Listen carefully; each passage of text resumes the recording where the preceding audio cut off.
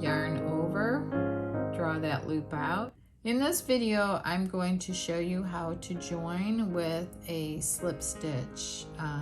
I do the joining with a slip stitch two ways.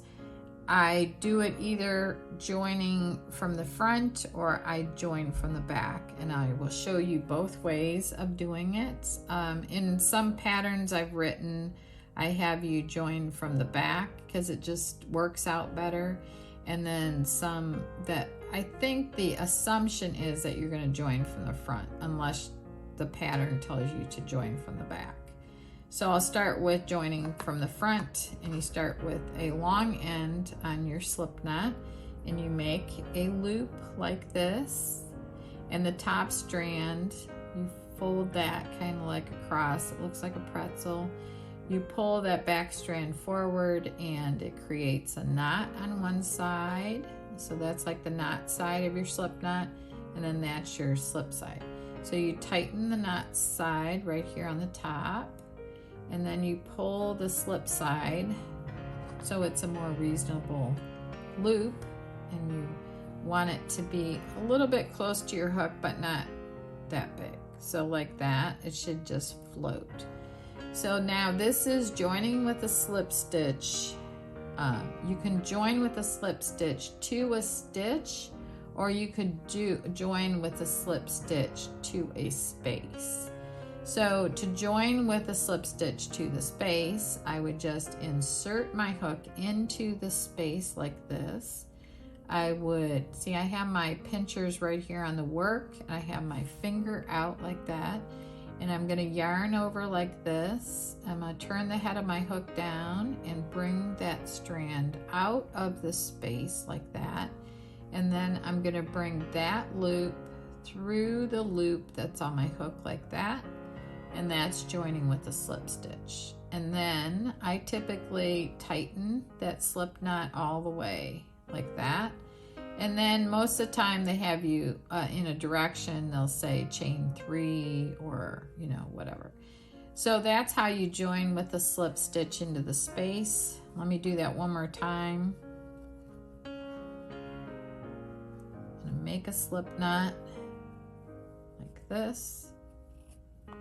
Put that on my hook. I'm gonna insert my hook into the space like this, yarn over, bring that loop out like that, and then I move my pinchers so I have some control over the stitches, and then I'm gonna bring that through the loop on my hook, and then I'm gonna tighten that slip knot like that. So that's how you join with a slip stitch to a space. Now, if you join with a slip stitch, I start with a slip knot again. To a stitch, it's basically the same thing as a space, but you go underneath in this case, you're going to go underneath these two loops, and you're going to yarn over, draw that loop out, and draw that loop through the loop on my hook like this, and then pull the starting chain tight, and then proceed with the pattern. Now the other way is to join with a slip stitch coming in from the back. So to do that, I'm going to pull this slip knot out. I'm going to make another slip knot like this. I'm going to insert my hook first. I'm not going to have a loop on my hook.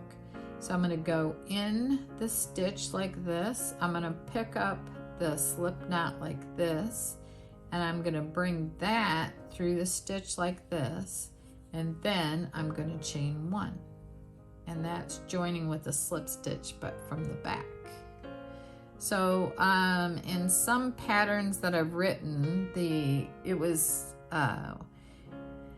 design worked better to join like that. It was in the purse video that I did. It worked out much better to join like that.